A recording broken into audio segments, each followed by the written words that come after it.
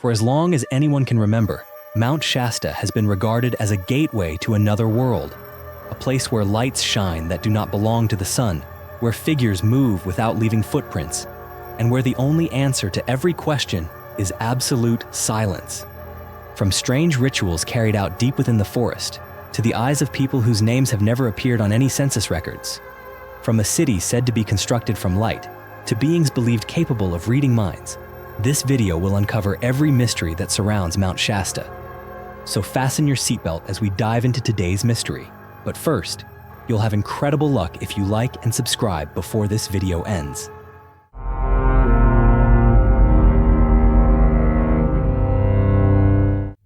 There are mountains that exist merely as geographic symbols, but then there are those that carry with them the weight of an entire mythology.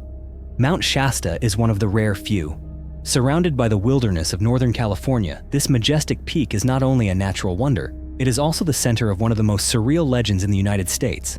That legend speaks of a city hidden deep beneath the mountain, inhabited by a mysterious race whose intelligence far exceeds the boundaries of our time, the Lemurians. Who are they? Where did they come from? And what has allowed Mount Shasta to maintain its status for decades as a sacred and mysterious sanctuary, where the line between reality and legend becomes strangely thin?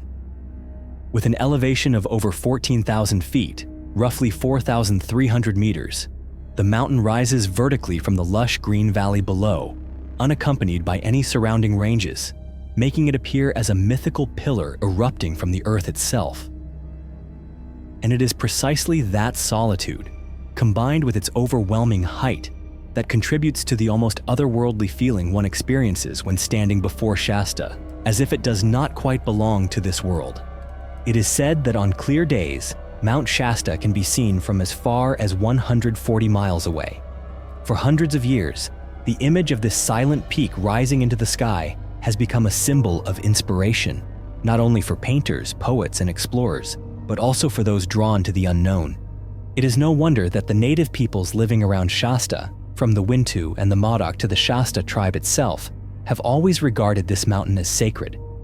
They do not merely respect it, they believe that Shasta is the dwelling place of ancient spirits, of ancestors, and of beings that transcend the human realm.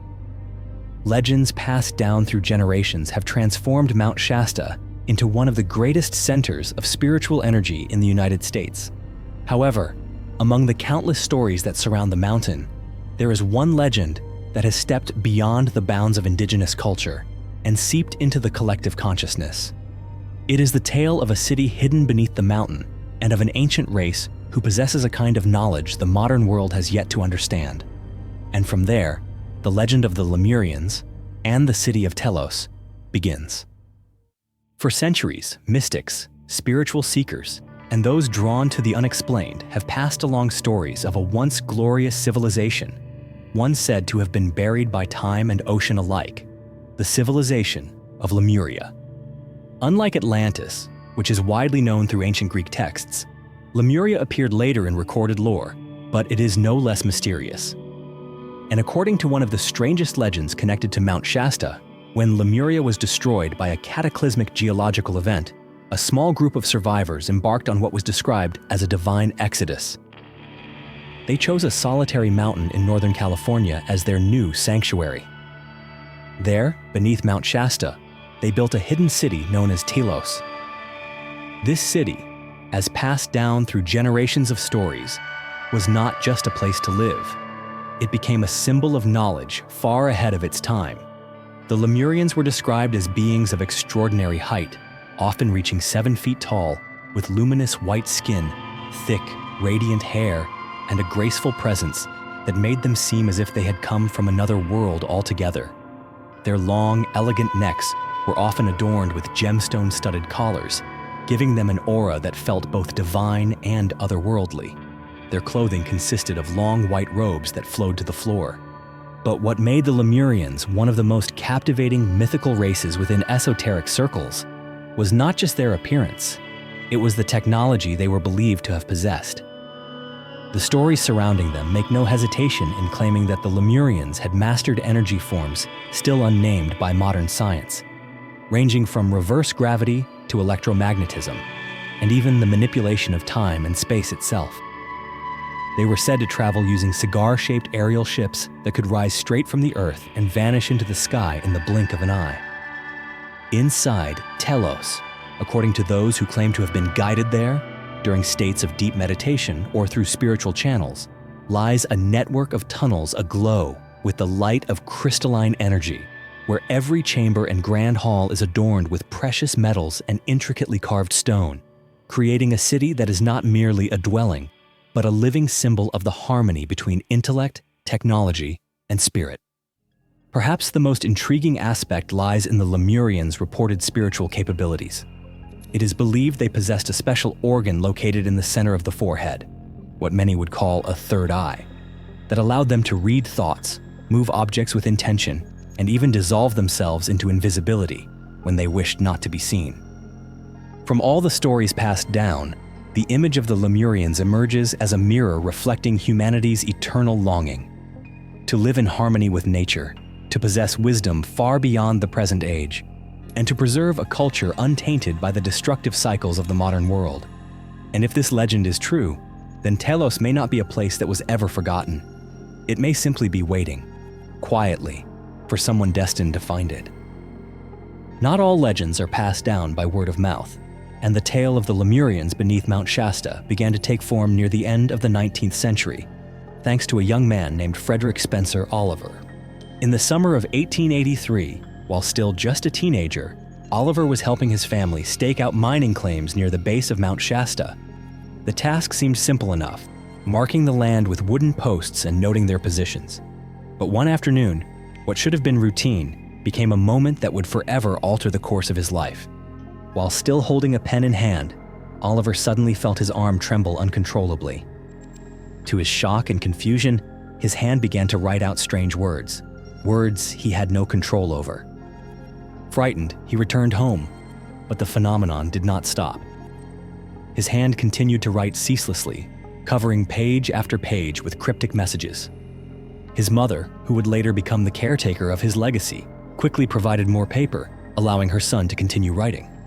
And slowly, a mysterious manuscript began to take shape.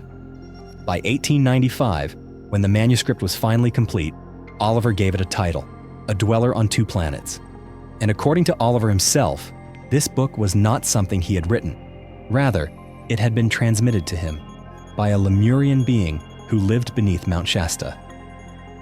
They had chosen Oliver as a channel to reveal their history, a history buried beneath stone and time, now brought back through what he described as automatic writing, a rare phenomenon within the world of the occult.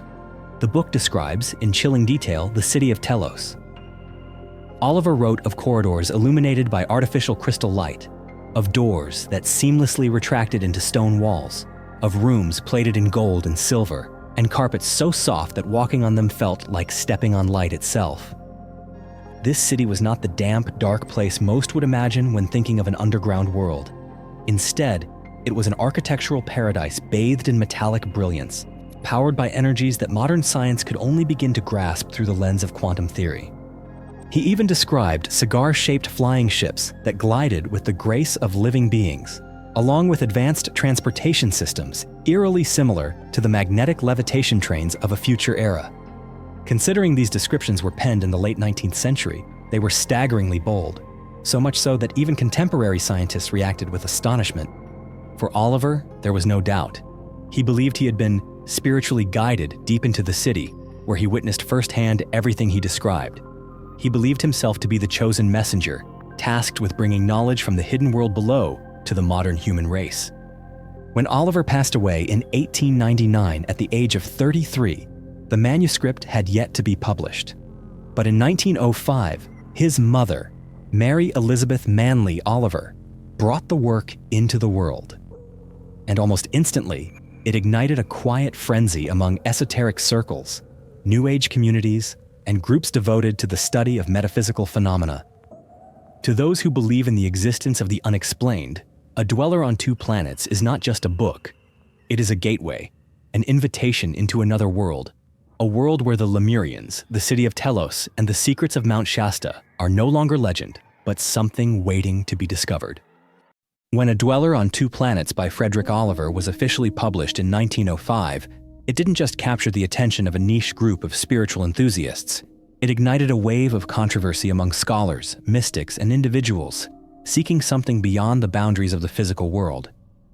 But it wouldn't be until decades later that the story truly entered the realm of popular legend, as more and more mysteries began to surface around Mount Shasta.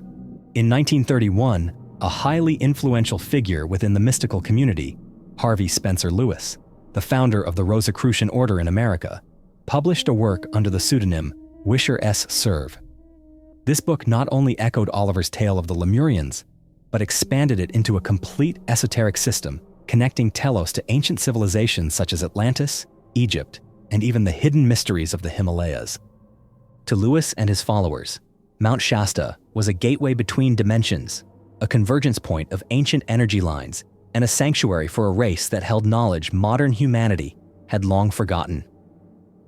Between the 1950s and 1980s, an influx of metaphysical sects, meditation groups, and communities living on the fringe of modern society began flocking to Mount Shasta, as if drawn by an invisible force.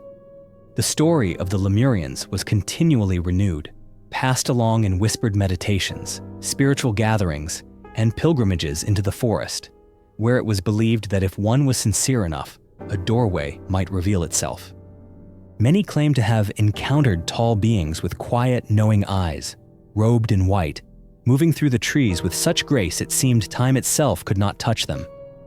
Some spiritual groups went further, insisting that the Lemurians still communicated with the outside world, not through speech, but through brainwaves, intuition, or what they described as dreams so vivid they defied belief. Some claimed to have been healed during deep meditation at the base of the mountain. Others swore they had been guided by beings of light, and there were those who recounted gatherings held in crystal-lit caverns, where the Lemurians shared forgotten chapters of human history. Of course, in a modern world grounded in logic and science, such stories are often dismissed as fantasy, but it is precisely this absence of clear confirmation that has made Mount Shasta all the more alluring. One of the strange qualities of ancient legends is that they rarely stay confined to the pages of a book. They tend to find ways of resurfacing, not through scientific validation, but through the recurring presence of things that defy explanation. And at Mount Shasta, stories of this kind happen with surprising frequency. One of the earliest and most notable accounts was published on May 22, 1932, in the Los Angeles Times. The witness was a man named Edward Lancer, a passenger aboard a train passing through the Shasta mountain range. According to his report, on a quiet afternoon, as the train drew near the base of the mountain, a strange light suddenly erupted from the southern slope, so brilliant that Lancer and several others had to squint against its glare. When he asked a train attendant about the strange glow, the reply left him even more unsettled. "You saw it yourself. The Lemurians are performing their ritual." Driven by a lingering unease, Lancer later returned to the area around Shasta to investigate the mystery further. He interviewed locals, met with ranchers, and spoke to people living along the forest's edge, only to hear the same thing again and again. Somewhere in those mountains, there is a secret community. According to these locals, the Lemurians were said to occasionally appear, briefly, in the small towns surrounding the mountain. They would purchase unusual items like salt, sulfur, and pig fat, and pay with gold bars worth far more than the goods themselves. When asked about their origin or names, they would simply smile, nod, and disappear, leaving behind puzzled stares and unanswered questions. Some local residents went further, claiming that the light Lancer had seen wasn't a random phenomenon, but part of an ancient ritual performed at dawn and dusk to honor the lost continent of Lemuria, said to have sunk into the ocean's depths. They believed the light was an offering of gratitude, a tribute to the new land, the sacred refuge of souls who survived the great cataclysm. Edward Lancer's story was not the only one. 8 years later, in June of 1940, another article, this time in the Stockton Record, propelled the Mount Shasta legend to even greater heights. Professor Edward Larkin of the Mount Lowe Observatory had reportedly spotted something extraordinary while calibrating his telescope.